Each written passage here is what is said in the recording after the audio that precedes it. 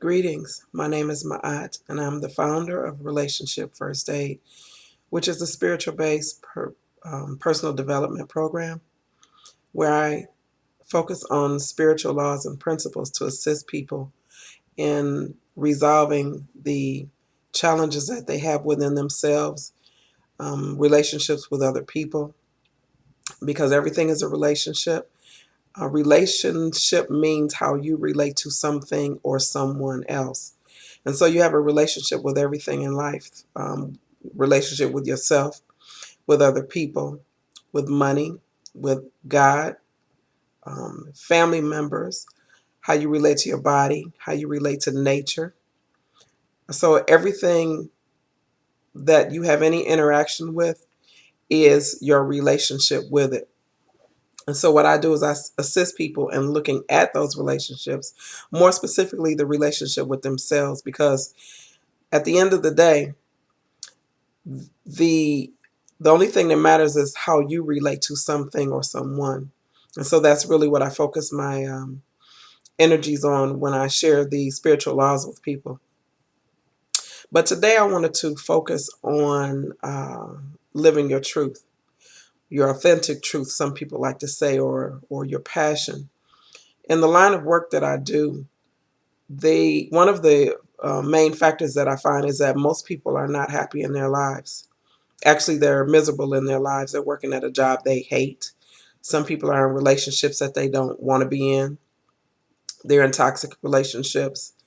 Um, and they sometimes they don't know what they want to do in life. And that's pretty common, especially with young people. But when you begin to live your truth, you will notice that you will become happier, you'll become healthier, your everything around you will begin to change. Finding out what you love to do can be somewhat difficult because especially when you're an adult and you've kind of gotten into that grind of going to work, coming home, being on that hamster wheel every day, you're doing the same thing, go to work, come home, pick up the kids, fix something to eat, whatever your daily routine is. And you really don't really focus in on what it is that you want to do, but you just know that you're not happy in your life. So assisting people in finding their passion is something that I really, really love to do. And as well as that, honoring their truth. Because, and as I said, in most cases, people are doing things in their life that they don't want to do, absolutely hate to do or despise. And those bring their own set of challenges with them. So one of the things that I like to ask people is, what is it that you like to do? What is it that you love? Not only do you love it, but you love it so much that you would do it for free. You could do it 24 hours a day, 7 days a week, never get tired of it. And it's something that you just feel passionate about it. You love it so much, you really would do it for free. And a lot of times people don't even know what that is. Sometimes people know what it is, but they don't think that they're able to do it, and so they just completely dismiss the idea, which really they should never do. Even if they don't have what they perceive as the skills to do that particular thing that they love, it's not that they can't do it. You might have to do it in a different type of way. Also, don't look at what gifts other people have. Everybody's not a Michael Jordan. Everybody can't dunk a basketball. Everybody's not Whitney Houston. So everybody cannot sing like that. You might love to sing. You might have a passion for singing. Maybe you really are not a good singer. However, that does not mean that you cannot be in the music realm on some level. So also look at the talents and the gifts that you have, because everyone has a talent and a gift. Everyone does. And once again, this is another one of those things where people look at other people's skill sets and think that, well, I don't have anything to offer, or I'm not as good as he is, or I'm not as good as she is. But everyone has a skill. And it could be something as simple as being a good listener is a skill. Everybody's not a good listener. Um, Being able to speak well. Everybody cannot speak well. There are some people that I know that give excellent hugs. Everybody's not a hugger. Some people's skills and gifts and talents are in cooking or in mechanics. They can fix things, um, taking pictures, drawing, uh, running. You know, there's so many different things that you can be good at, that you have to just kind of take the time and really, look at yourself and see what are you good at, and possibly combine those two things. So let's say, for instance, okay, let's do a scenario. You're working at a job that you can't stand. Um, the hours are horrible. The pay might be great, and then maybe it's not, but you're miserable. You you daydream when you get there. You can't wait to leave as soon as you walk in the door, and you're just miserable.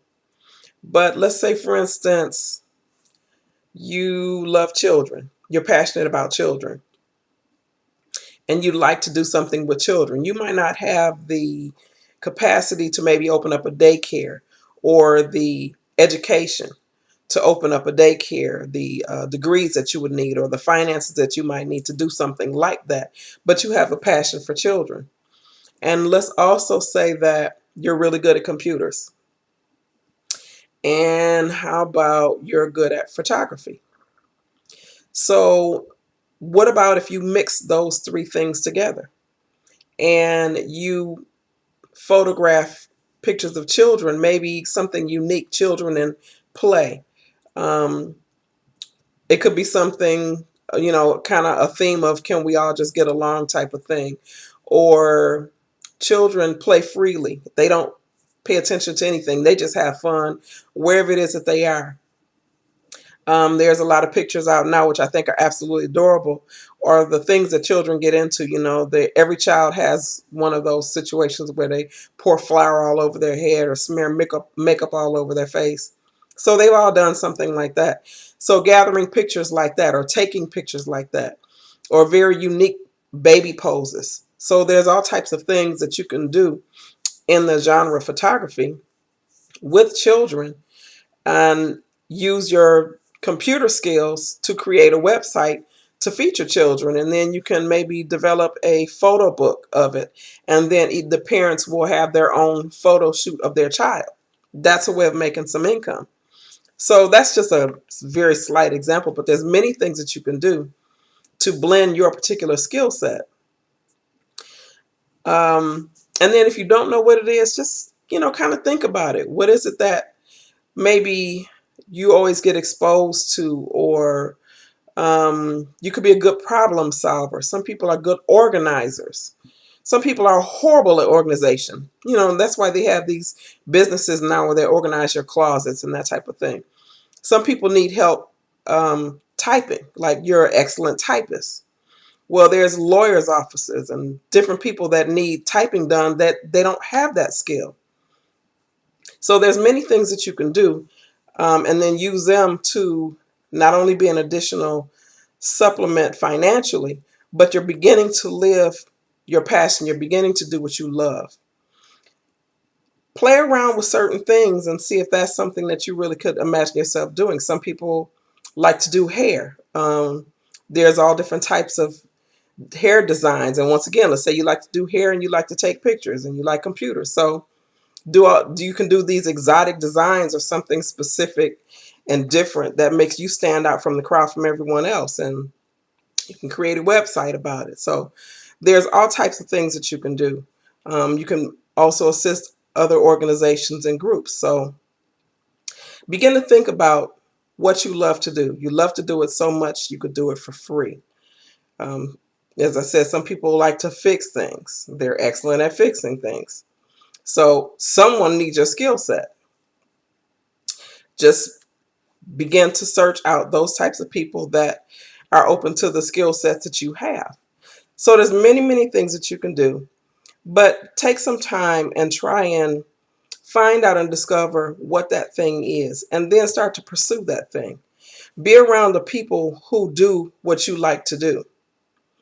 Start to going to different groups or organizations or outings and functions, and see what people are doing that do what you love. Like, say, for instance, cars. Maybe you want to race cars. You don't have a race car. You don't have the money to race to build a race car. So there are places that fix race cars. There are race places where you race the cars. Start to go to these places. Find out where they are. If there's one near you.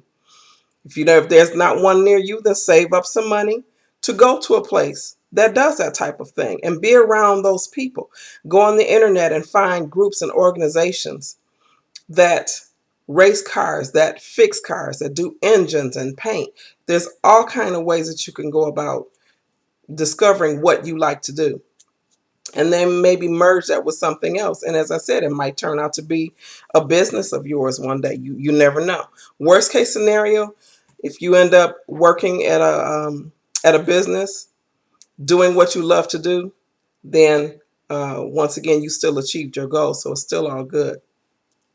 When you're not living your truth, it affects you on all levels.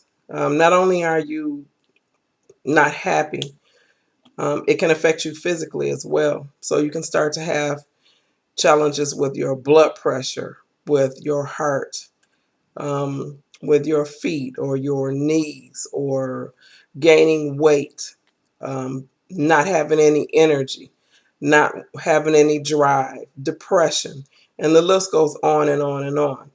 And then it can be a deep rooted anger that you have because you're not able to do what you really want to do in life. Some people feel that they can't do it because they have restrictions. Now, maybe they might have children, or you have a family to take care of, and so financially you can't do that. But I am here to tell you, where there's a will, there's a way. And if you want to do it bad enough, then you will figure out a way to do it. Even if you start with doing something 1 hour, 30 minutes a month, just start to do the thing. Start to expose yourself to that. And you'll be surprised at what will start to happen. Think about it. Look it up. Get pictures of whatever the thing is that you want to do, and start to look at those pictures. Create a vision board. Vision board is becoming more popular now.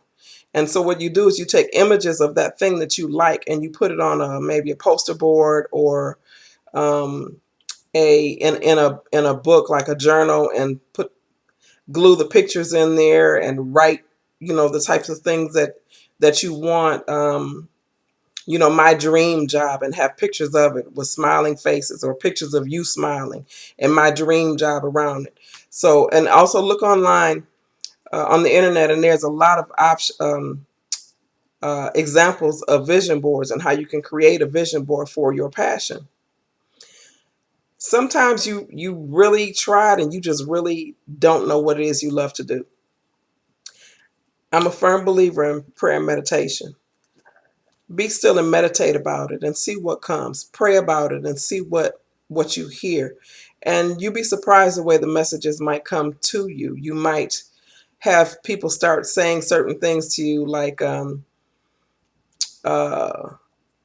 let's say, for instance, we go to the race car thing. You hear about, when you hear your coworkers talking about another coworker who races cars. It's like, oh, okay. So you find out who that person is and try and talk to them. You go somewhere, and then you see a book or a magazine about race cars. You go to CVS or Rite Aid or something, and you see a magazine talking about race cars. You pick the magazine up, and then you see the resources of the people who do that type of thing. And you might find something in there, someone local or someone that you can talk to take you to the next step, to open up some doors for you. You might hear something on the radio or a commercial on TV. So if you pray and meditate about it, the answers will come to you. That's one of the spiritual laws that I was talking about. Whatever you focus your energy on intently, you will magnetize to you. That's the law of attraction. So just to keep this kind of short, think about what you love to do. Even, as I said, if you don't feel that you have the financial resources, just start. Make small steps to start to do some of the things that you like. Expose yourself to it. Expose yourself to the people, and watch the magic. Watch the magic happen. You'll be happier. You'll be healthier. You'll be happier person to be around. I'm sure your family would benefit and everyone around you benefit from it. Your health will improve. Doing what you love to do, is one of the best feelings that you could ever possibly have. And then once you step into that, then the doors will continue to open because you will magnetize more things to you because you're doing what you love to do. You're passionate about it. You feel happy. You feel excited. And next thing you know, things start to come to you. More doors start to open. You're exposed to more people. You're exposed to more organizations or something that will take you to the next level. So I just wanted to share that with you today. If you'd like to connect with me, you can look me up on Facebook. It's Relationship First Aid. And I'll be posting videos on a regular basis as I possibly can. I post different types of articles that I write. I also am a writer. And on Facebook, I'll be focusing on different aspects of life. So as I said, we have a relationship with everything, and so I might post something about health. I do have a background in holistic health and nutrition as well, so I'll be talking about and posting information about holistic health and nutrition, how do we can eat healthy, eat to live. I might post some things about finances. I'll be posting information about parenting tips, just general relationships, like relationship, intimate relationships with you and another person. I'll be posting information about your body and how to take care of your body. So it'll be a wide range of information. And as I said, if you want to connect with me, just inbox me in Facebook. And I want to thank you for tuning in and have a beautiful, peaceful rest of your morning, day, or evening. I'll see you soon.